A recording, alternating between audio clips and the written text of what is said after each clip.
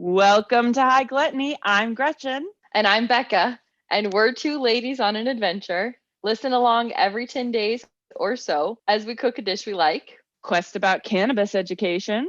or chat with someone we respect. You can find more information about this episode at highgluttony.com. Thanks for joining us, Gluttoneers. Off we go.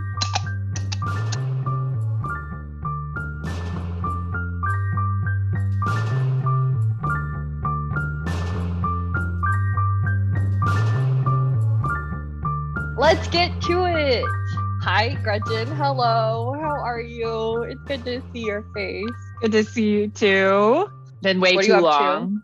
to? What are you smoking? Do you have another little cute joint in your hand? I rolled this myself. This is a Sunday Driver that I just picked up recently. So it is a hybrid and has a total cannabinoid percentage of 18%. So that lower side, just like a like. What do you have going on over there? I've got a banana split sativa in a pen that I'm using. It's got 83% THC and then some myrcene, caryophyllene, and turmaline, and then just enough CBD and TBN to kind of like register on the label. I did also just finish, or am about to finish, a cannabis infused drink. I don't know if you've seen those. Yeah, they're so good. CANNA? Yeah, exactly. And so this one is blood orange and cardamom, which I thought would be perfect for what we're doing today.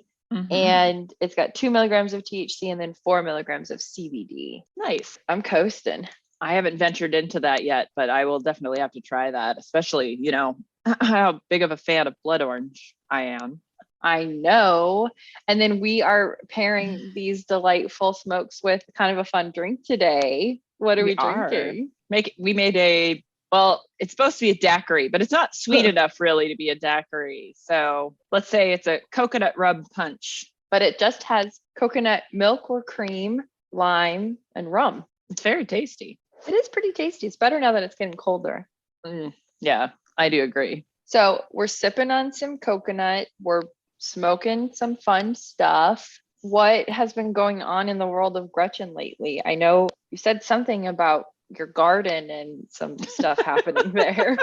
You mean the great yucca adventure of 2022? That's exactly what I mean. Well, I planted yucca a couple of years ago because it's edible and it's drought tolerant. So it's really easy to grow and also has a really cool flower spike, and the flowers on it are edible. There are types of yucca out there that are poisonous, but I don't have that. I failed to realize how big of a root system it could get. So we ended up having to dig out because we wanted to take it. It was just too big where I had originally planted it. And so we were digging it out.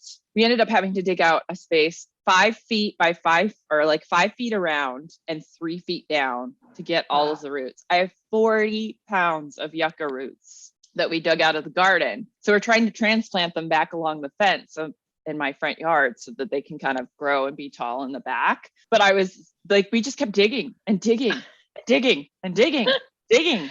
Oh and my gosh. I have this huge hole. Number one though, it was great for breaking up the dirt in my garden because I'm on like this hard, really rocky soil.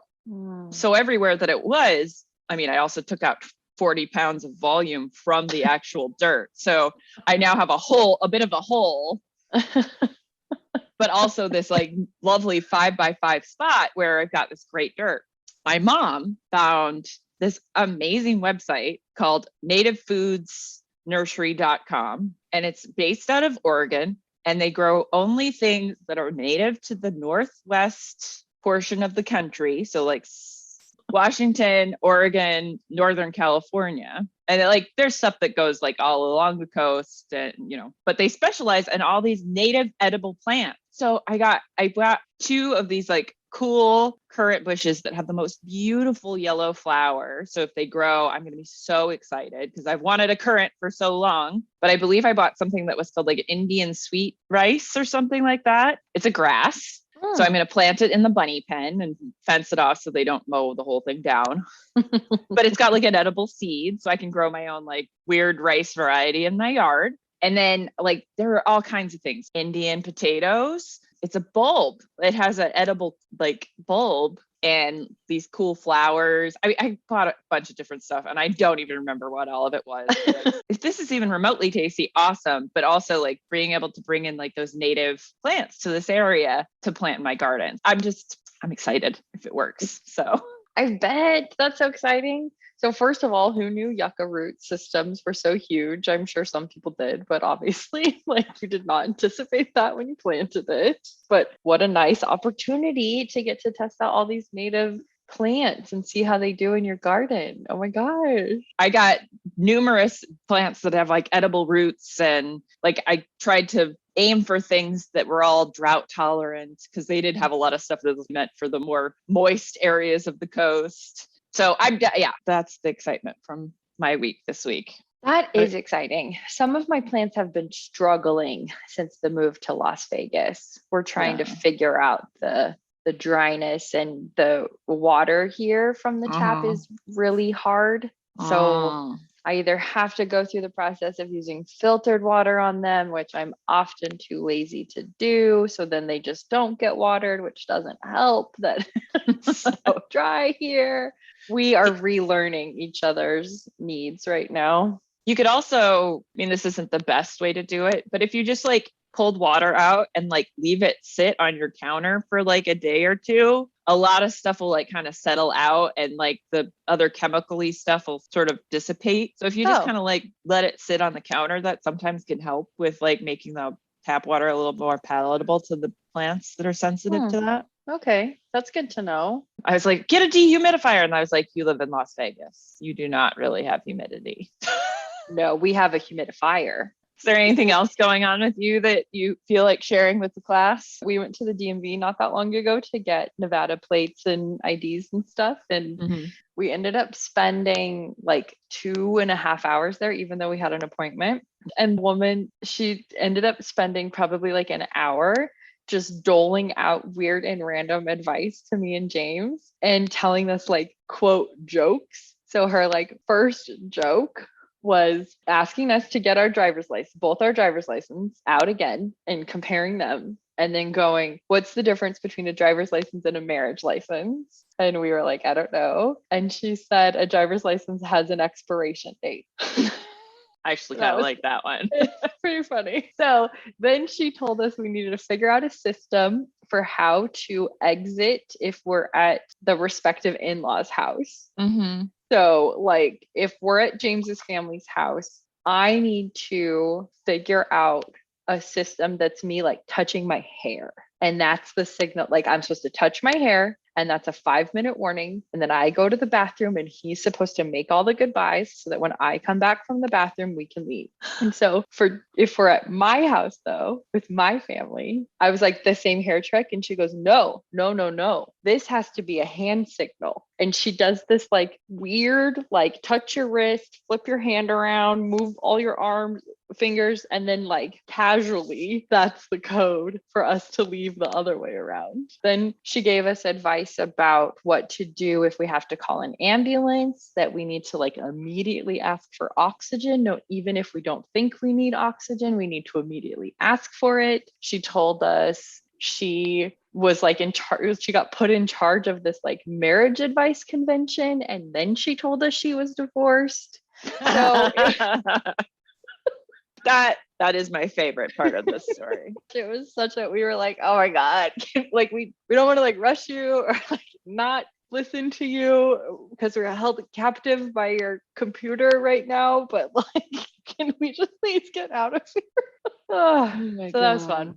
That is fun. I like that. But I'm too excited to get into what we're making today because it's kind of a 2-dish kind of thing. It's a meal, which we haven't done in a while.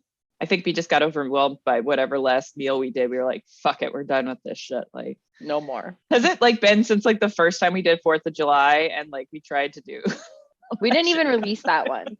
We made so many dishes. We made this huge meal. It took hours, and then too much. We didn't release it. We couldn't even like listen to it. So tired. Yeah. We're ready to Try again. Lightly, gently ease our way back in with some rice and cauliflower. There's more to it than that, but we are taking it slow and breaking it down into two dishes here.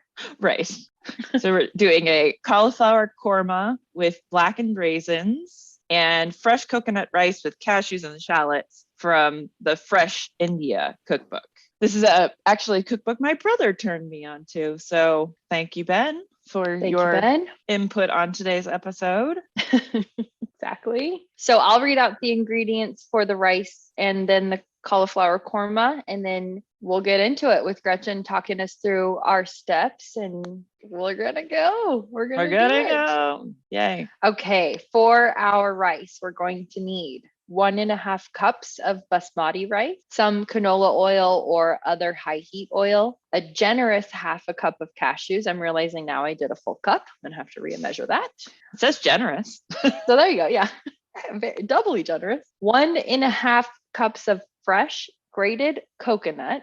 And Gretchen has discovered that 1 coconut is approximately 1 cup of meat.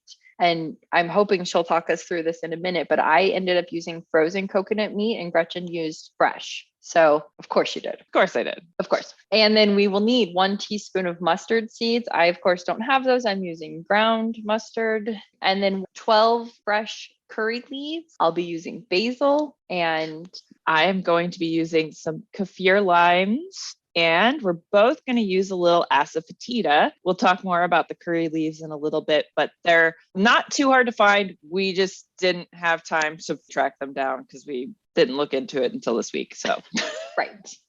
And Gretchen, of course, had the kaffir lime leaves on her property. Yes, makes it easy.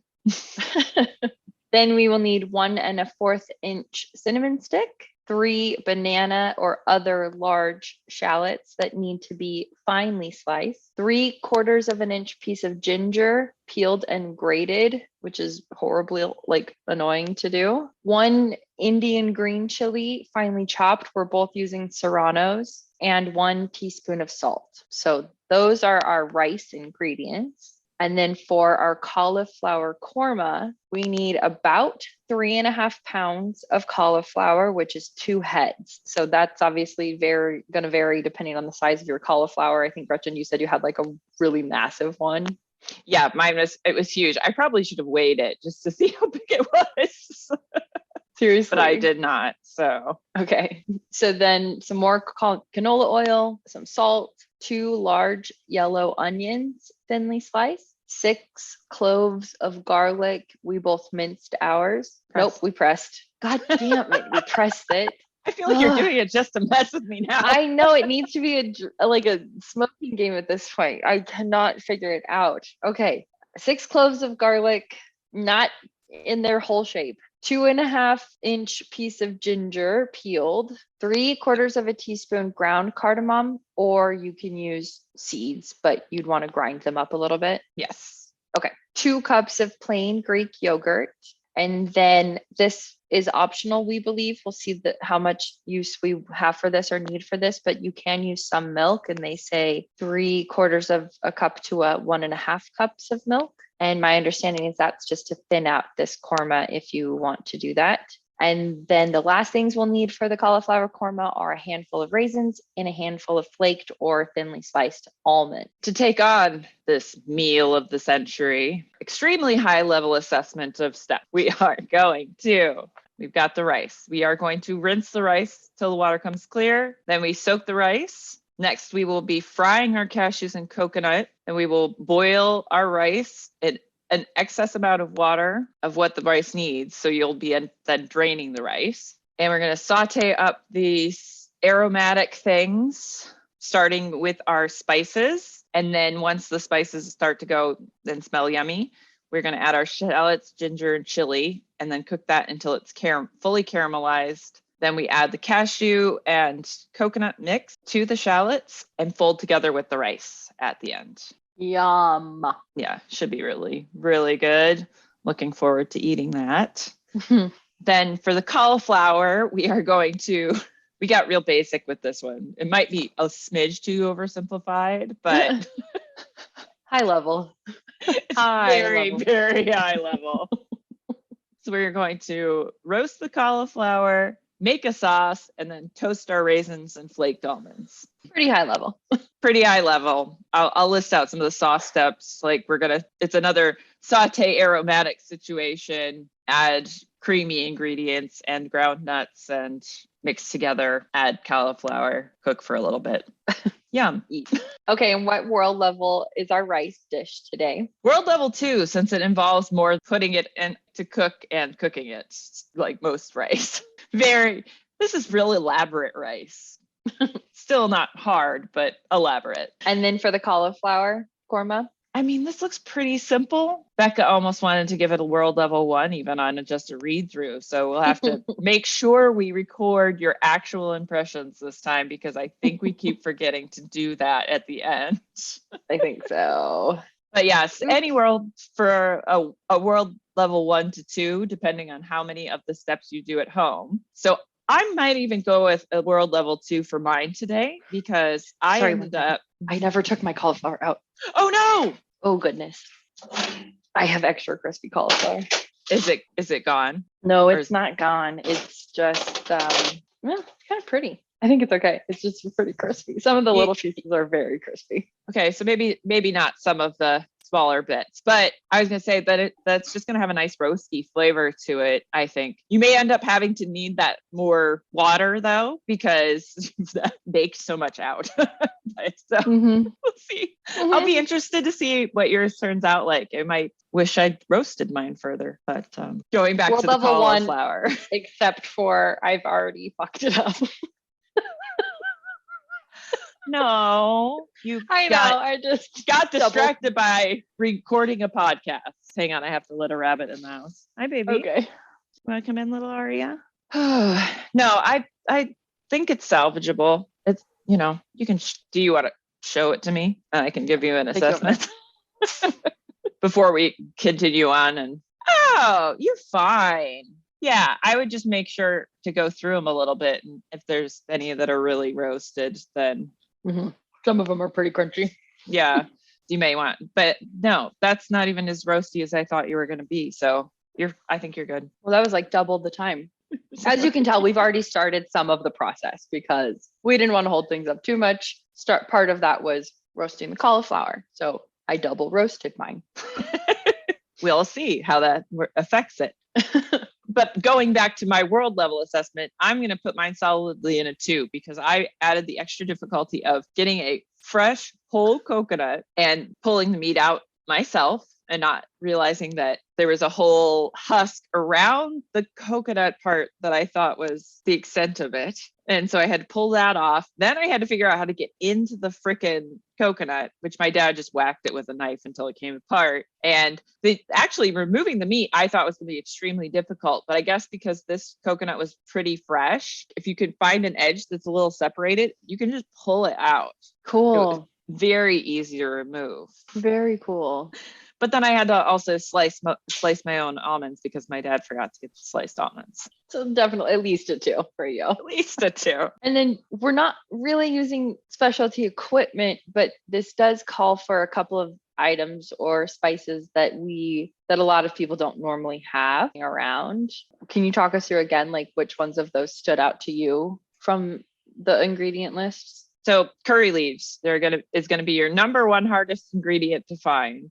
But the good news is you can buy them online and they get shipped fresh. They're best when they're fresh. You don't really want to dry them. I guess they lose some of their aromatic qualities. But for the most part, they're much more ubiquitous than they used to be. Okay. But you can definitely find them like Indian markets or maybe some sort of more Asian type, maybe a little bit if they do sort of a more general Asian market. But so sure. Hopefully not super hard to find, but we just didn't have time to do any of the things that would be required to track those down. So we don't have those.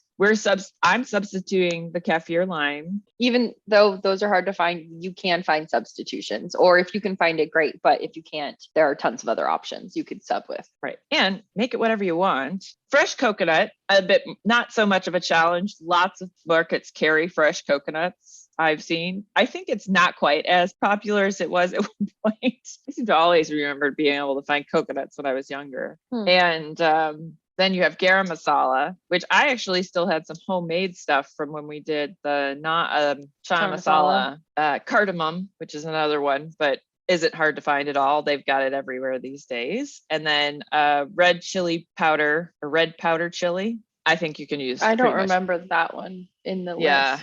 It's for that one's in. Oh, I wonder if I think it's for the cauliflower. Sorry. Oh, that's okay. But I'm using pepperoncino because I don't know what sort of red powder chili. Yeah.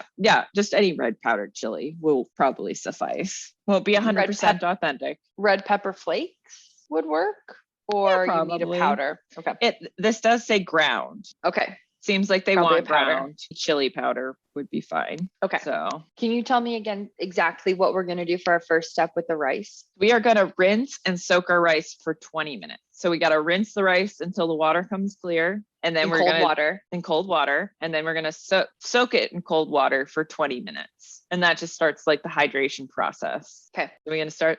Let's do it. Let's go do it. Let's get to our rice. Let's get really to it. I just need to put it in water. How much water does it just to like cover? It's just to cover. Well, do you think everything will fit in this? Yes. Okay. That should work. I haven't used that pan in so long. I'm excited. Good. I use mine. It's like that size all the time. I like and especially now I'm like, I fucking need another one for I know when we do shit today. So maybe I'll make my korma and my straight-sided sautés. Okay, fancy. Actually, I'm not sure that's the right word for this. To be perfectly fair, I'm not. But we do need two, right? Because the rice goes in one and the cauliflower goes in one. Yeah. Okay, so let me get my nonstick. Did you set a timer for the rice soaking? No, of course not. Why would I do that? Right. I mean, I didn't either. So I think it was a bad idea to smoke what I smoked. Oh, really? Do you need to eat something? No, at least I only smoked half of that tiny little joint. Like, all right. Okay. What we've done so far for the korma and the rice. Yeah. So far we've prepped all of our ingredients and measured all of our spices. And in addition to that, we have roasted our cauliflower, since that took about 40 minutes to 55 minutes, depending on if you remember the cauliflower's in the oven or not. And right now we're letting the rice chill with its water. Soak. Yeah. Chill. It's chilling with its water friend. Chilling for about 20 minutes. Right. So we've got a few things done, a few things going. And while we're on this little like chill time, we wanted to share some kugels about curry leaves and cauliflower that we thought were worth sharing. So Gretchen, what should I know about curry leaves? Curry leaves are a relative and it's in the rue family. So related to the actual herb rue. And apparently citrus is also part of this family, big family. And the leaves have that they have a long center stem and then little tiny leaves that come off of it. And there was a term for that I cannot remember for the life of me right now. But they have this kind of crazy, citrusy, earthy, spicy sort of aromatic to it. It's often said to be reminiscent of lemongrass, anise, and asafoetida. Although I think you get the asafoetida because it has that little fennelly note to it. So curry leaves, pretty unique, but you can throw a few things together and try to mimic it. Yeah, because I'm sure it's one of those things that just has that quality, and there is no good substitute for it. Sure. There's you can make a pretty good synthetic truffle, but it just doesn't quite hit the same as the real thing. So yeah, nut cheeses. I hear you. So the leaves are actually super nutritious, which makes me a little bit bummed that we couldn't get it together to order them. But they have a lot of carotenoids. Oh, good. Yeah. Noids. Great. Can't pronounce those to save my life. Beta carotene, calcium, and iron.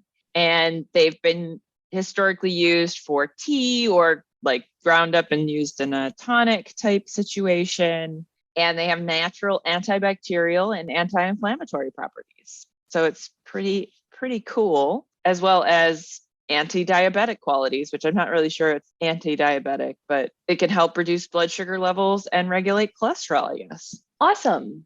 Yeah. The antibacterial and did you say inflammatory? Did I make that up? Anti-inflammatory, yeah. Anti-inflammatory. That makes sense when I think about citrus and like limonene and what some of those terpenes do in that citrus family.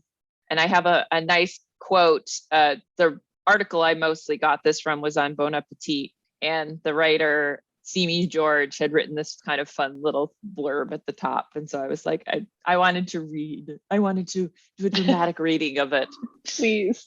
So as a South Indian, I'm lost without my Karavipali, tamale for curry leaves. My family is from Kerala, a verdant state on India's southwestern coast. Nothing we cook is complete without curry leaves, dessert being the only exception. We use them in fiery red fish curries and summery yogurt drinks, in brawny beef fry and slurpable rasam, in chutneys and in pickles.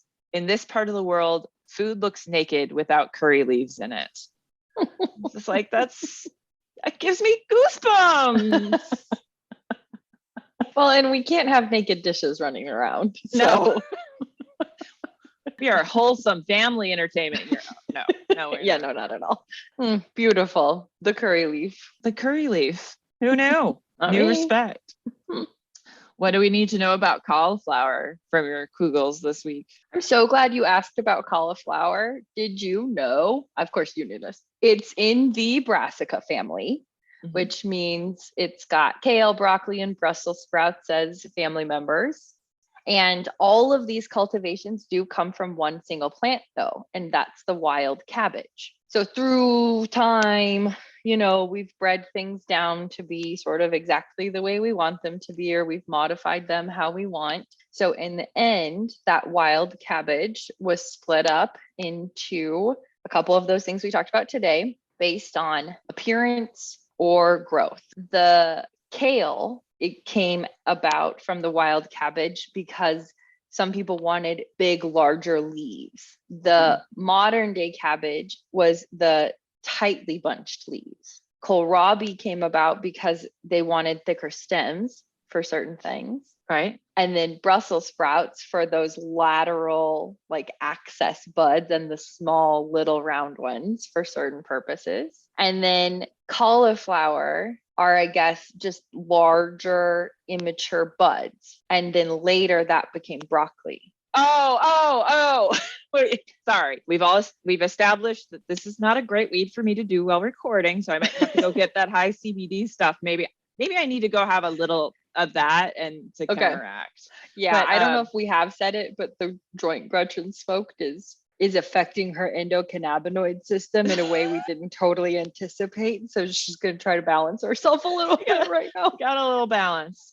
No, I just couldn't process what tight, like large immature buds was supposed to be. But because when broccoli goes to flower, it kind of spreads out and goes like this.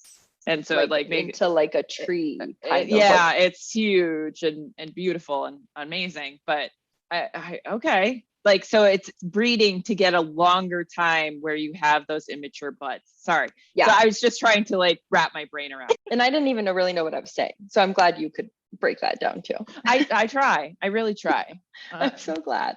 Cauliflower comes in 4 different colors. We most often see that white color, but it does also come in orange. And that orange means it has more beta carotene than the other variants, and beta carotene is what makes carrots orange too. Did I ever tell you when I was a baby, I would only eat carrots to the point that like my nose started to turn orange?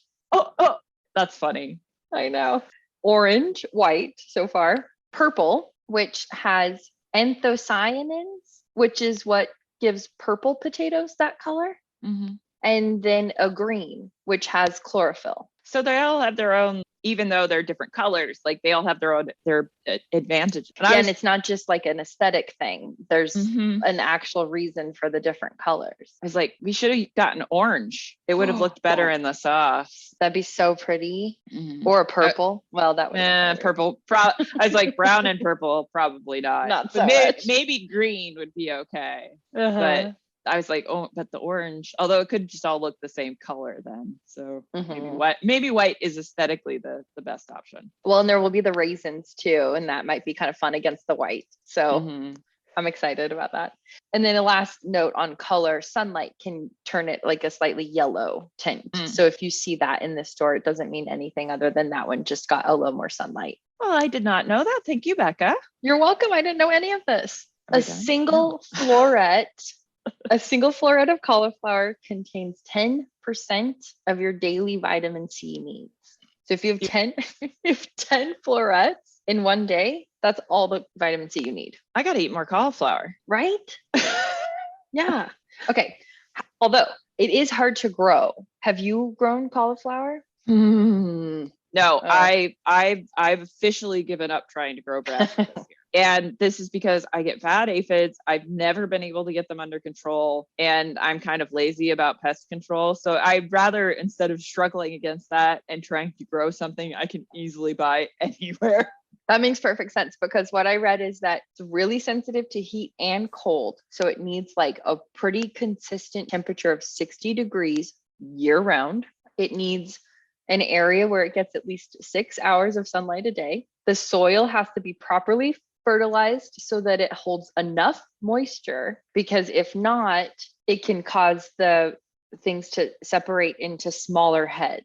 And it says curd here in our notes. That's what I they know. call it, the curd. That's so I think so. on the nose. It's such a perfect way to describe it. It's so, yeah, like I would have questioned it, but and then in thinking about it, it's like, no, that word makes perfect sense. It makes sense. Yeah. Yeah.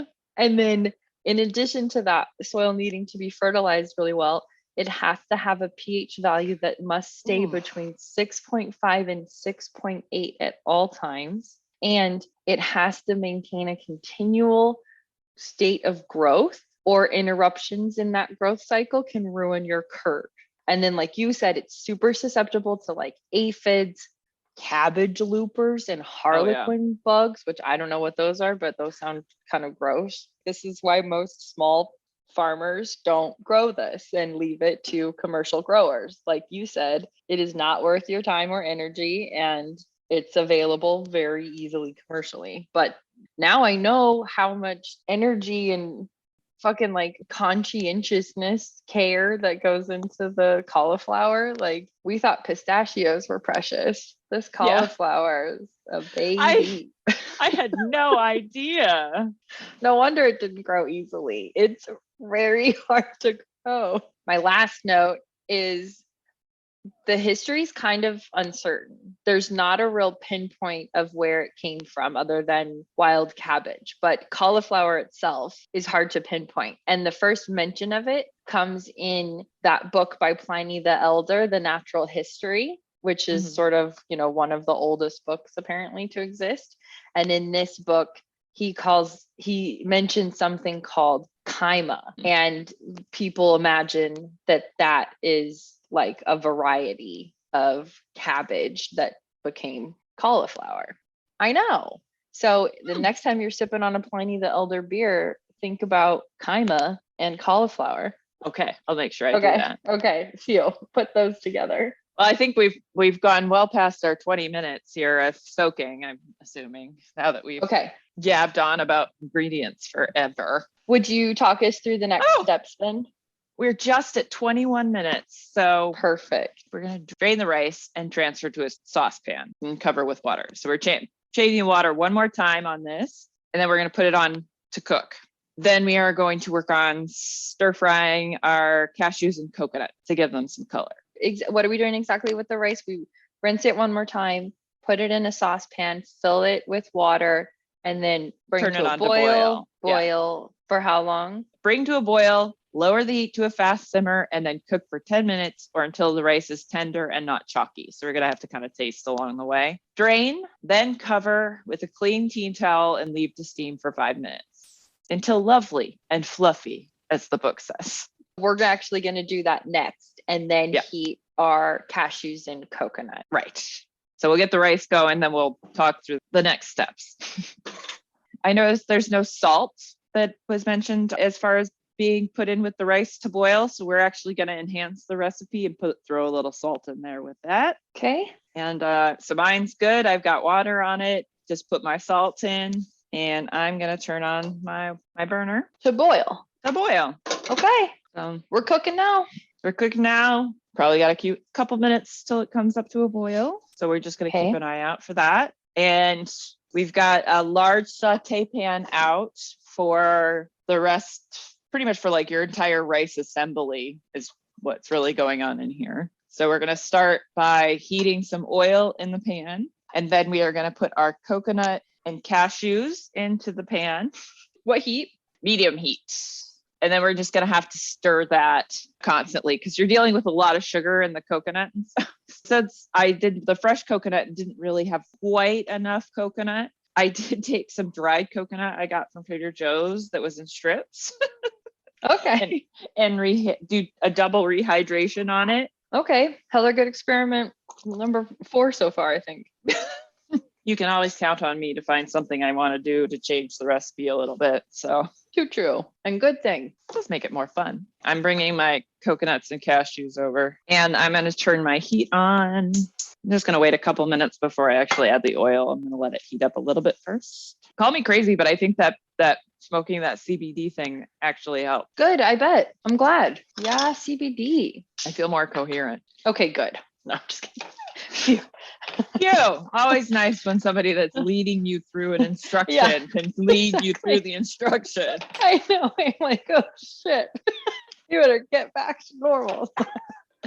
I was just like trying to give me instruction and I'm like, sorry, what now? I'm sorry, what did you just say? I'm sorry, what were we talking about? One more time, what are we doing?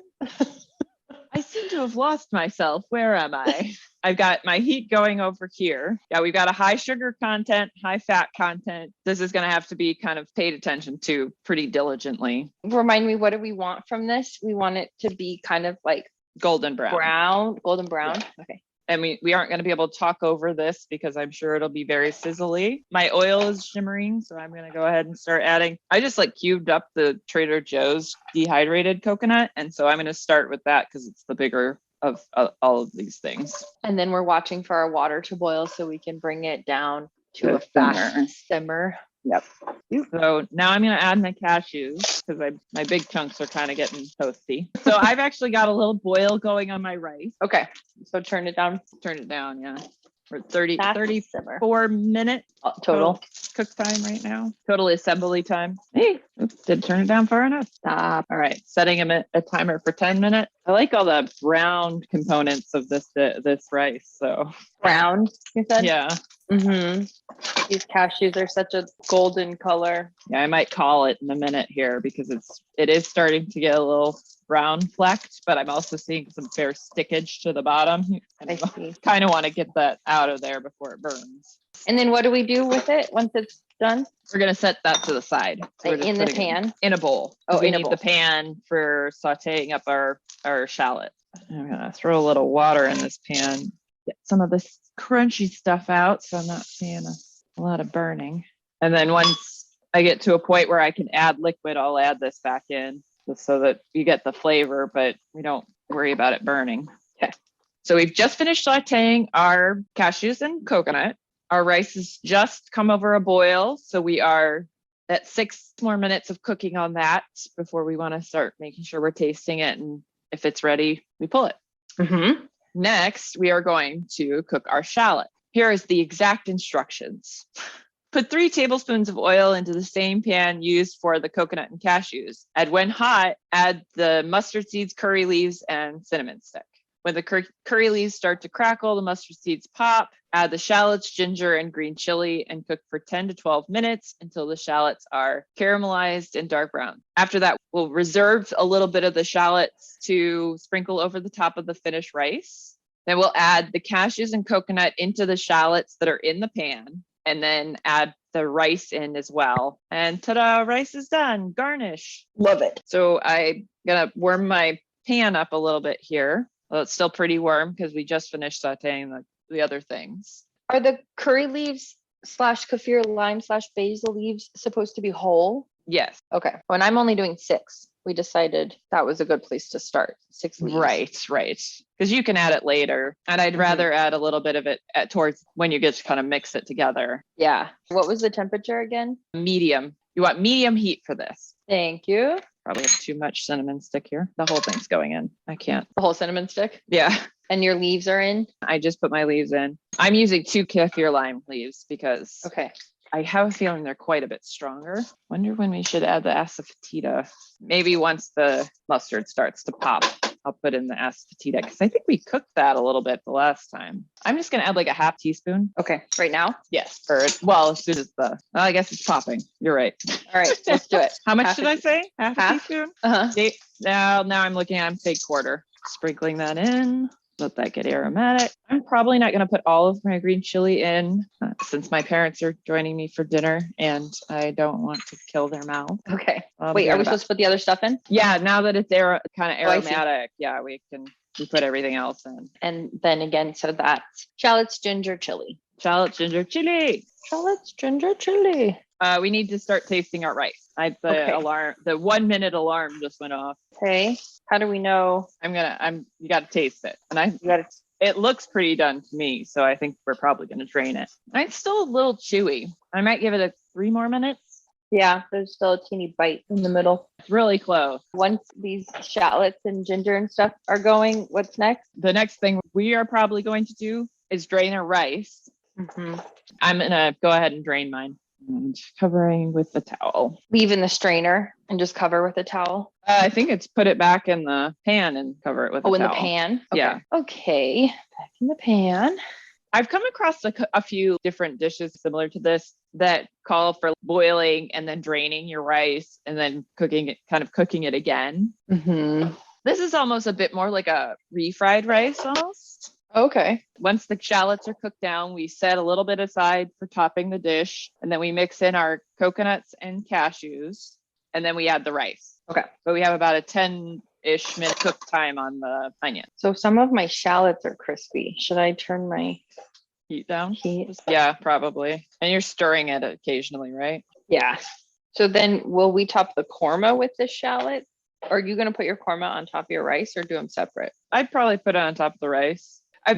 These are platter dishes. You'd make these for like a dinner party or something. I probably won't pull out some shallots then. Oh, that's fine. I don't care. I know. I'm just saying because if we're going to cover it with the korma, why bother? You don't need garnish. Same girl, same. I think that's a great idea. Okay, thanks.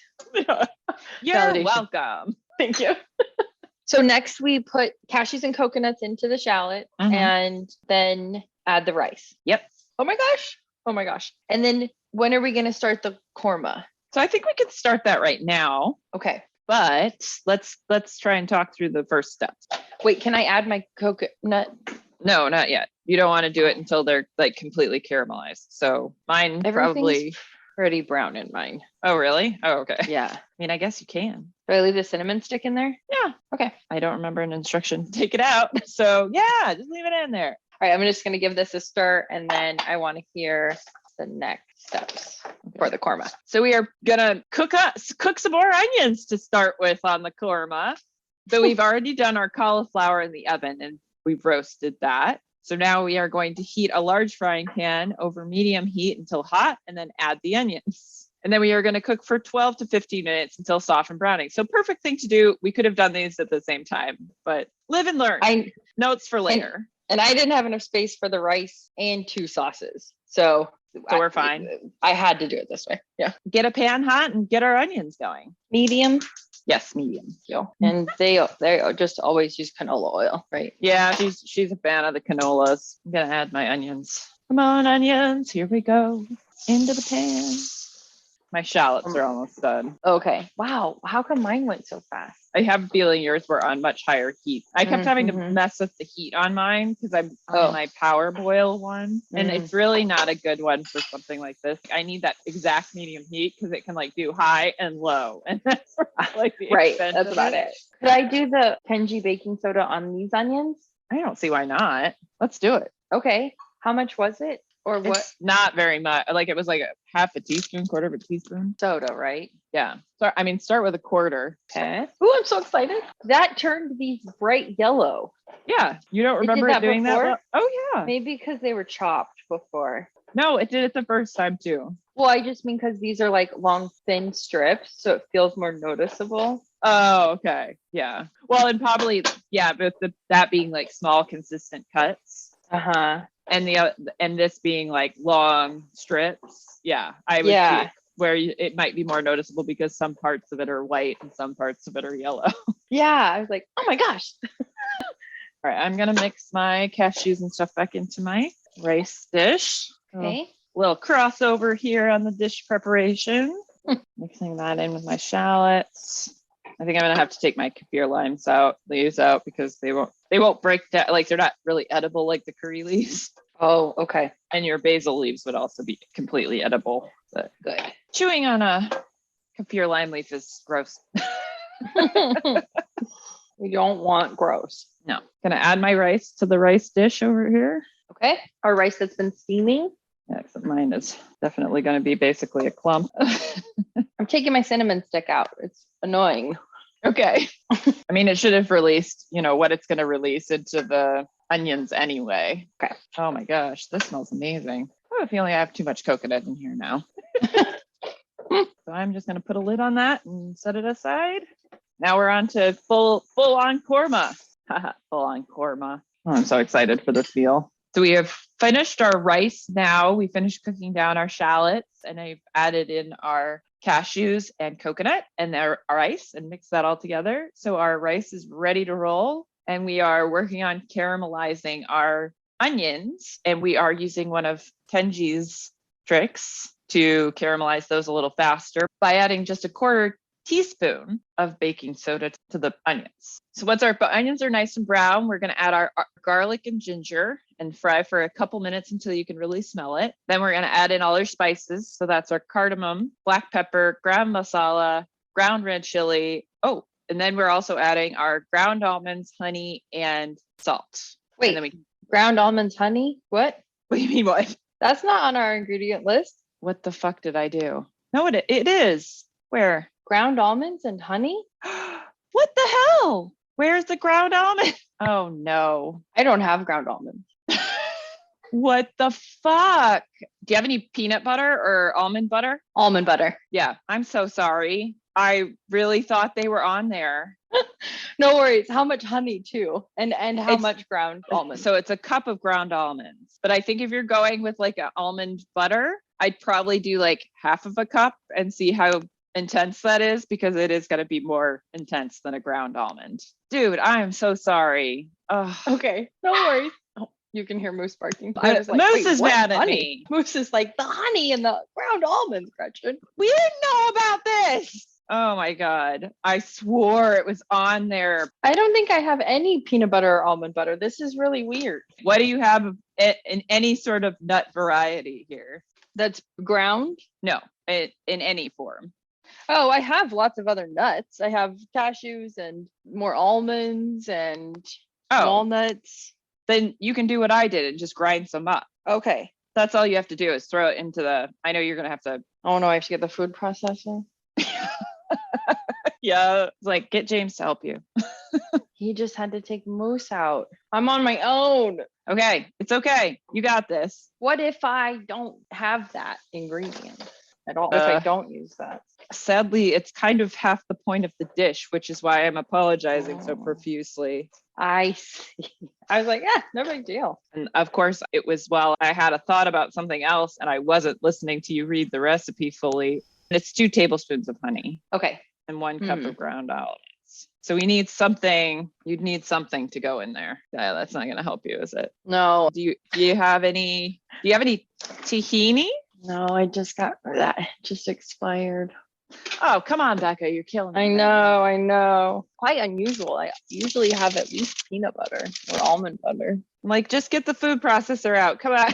I mentally cannot get the food processor out right now. Here's my other thought. You take the nuts, you put them into a towel and you smash them with a rolling pin. Yes, I'm doing that. That's that. And you could even roll the rolling pin over it just to crush them a little bit more. And that'll get you close enough. So Okay. 1 cup of ground something.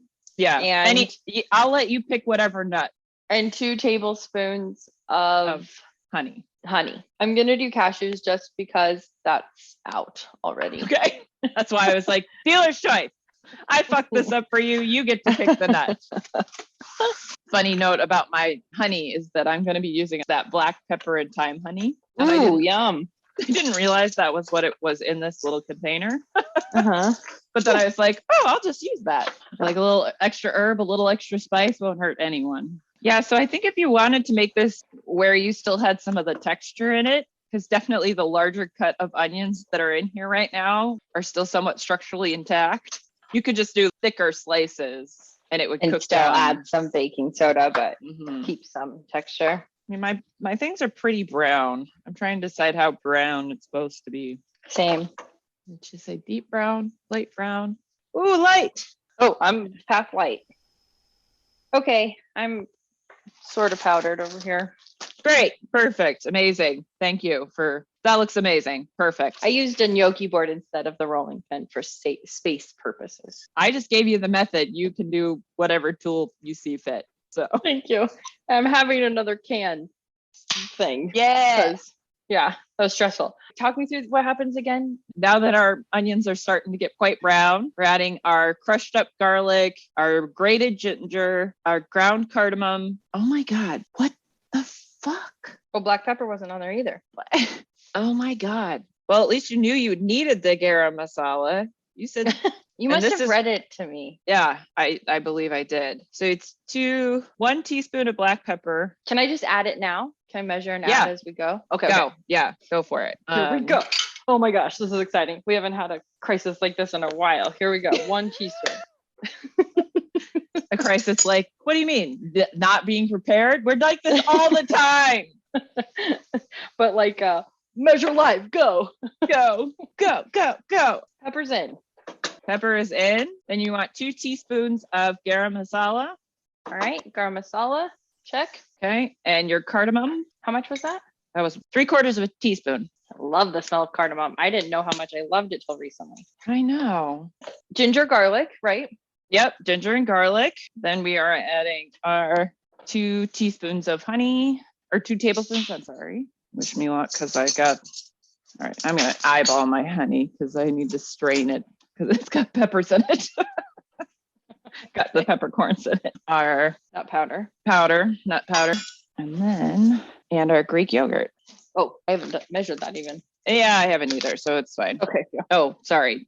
We need to stir fry this for 3 minutes, then add the yogurt. So it's mix all these things together and fry, and then add the yogurt.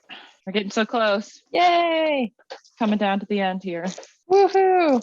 I'm adding my yogurt, and I am definitely going to have to add some liquid in here because there's like no liquid in it. Okay. And that's 2 cups of Greek yogurt, right? Yeah. Oh, and I am like, oh yeah, I gotta go with the milk. I gotta go with milk. Okay, go. Come on, milk, masterfuck. But I think any creamy liquid. So like if you use like almond milk, definitely needed that milk. Oh, I'm thinking I might have to add some water too because the bottom is just like coated.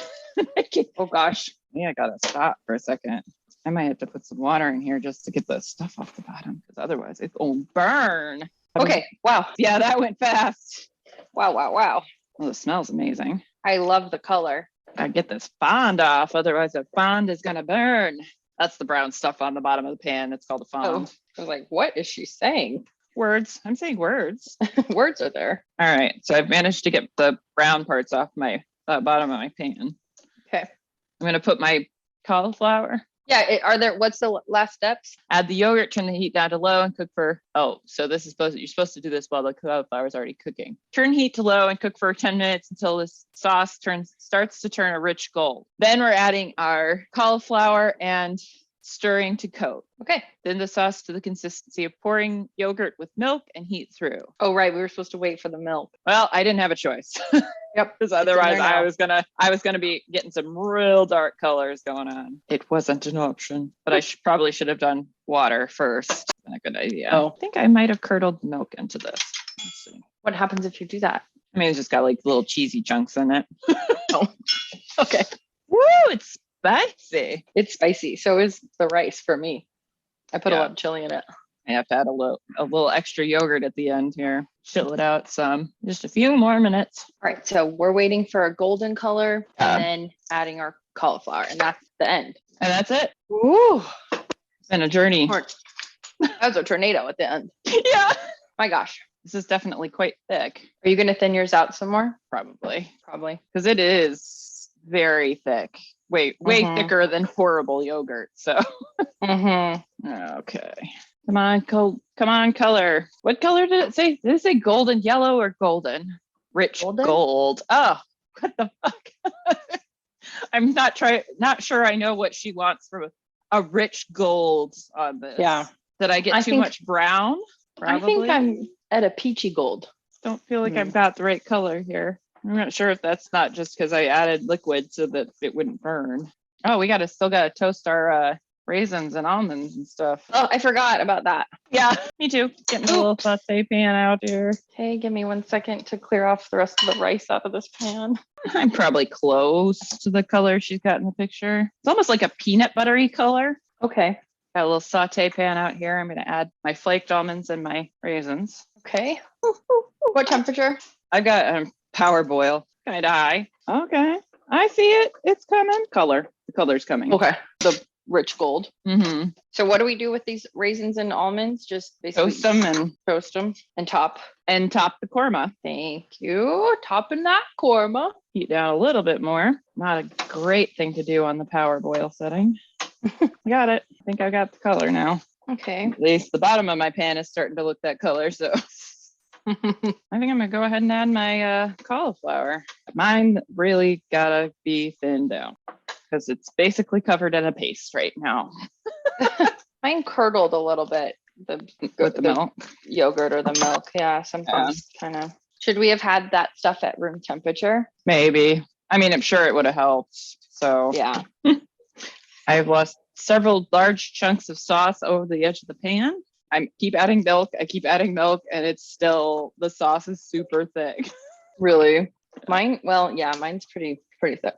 It's good though. It looks pretty with the kind of crispy edges of the cauliflower. Mm-hmm. Okay, my stuff's toasted. Oh, maybe I need to increase the heat on mine. Well, congratulations, Becca. You beat me to the finish. Oh my God. Is that one of 2 or 3 times? Yeah, I think it's like the 3rd time it's happened. Can I show you my korma? Are you at a place to look? Yeah, I can look. Oh, yours is beautiful. Thank you. And my toasted stuff. And your toasted stuff. I probably needed a bigger pan. I'm trying to toast it in too small of a pan. And there's your rice. Very nice. Yay. Yay. What's your status over there? I think I'd kind of call it good. It's very thick. Here, I'll show you mine. Since you showed me yours, I got to show you mine. Let's do it. So this is mine. Oh, I see what you mean with it being thick. Yeah. Yeah. And I keep adding more milk. It's just making it thicker. Yeah. And there's my rice. Beautiful. Yeah. It looks good. Should we do one bite with all of the stuff together? All of it together. Coconut. I got cashew. Got cauliflower. Ooh, that's so exciting. Yeah, that works. That's pretty fucking good. That's so good. Oh, man. Yes, I'll definitely have to try this again. Mm-hmm. I'm going to put a little salt in it, but otherwise, I'm pretty good. I think it's ready. I'm sure I'd need a ton of salt, but you're right. Maybe a little bit would be good. Okay. We did accomplished. Before 5, too. Yay! An hour and 46 minutes for total assembly. Well, then we'll share the recipe. We'll share the thoughts at highgluttony.com. Be sure to check us out on Instagram and Facebook. And like and subscribe. And I've got to get my new coconut. Oh, yeah. Gretchen has homemade coconut shells now. They're unequal, but the sound, truly excellent. I love it. I hope it comes through on your side because you were muted after the first one. So I'll record it and we'll throw it in there. That first one was beautiful. Oh my gosh. Okay, let's eat and relax. Yeah, off we go.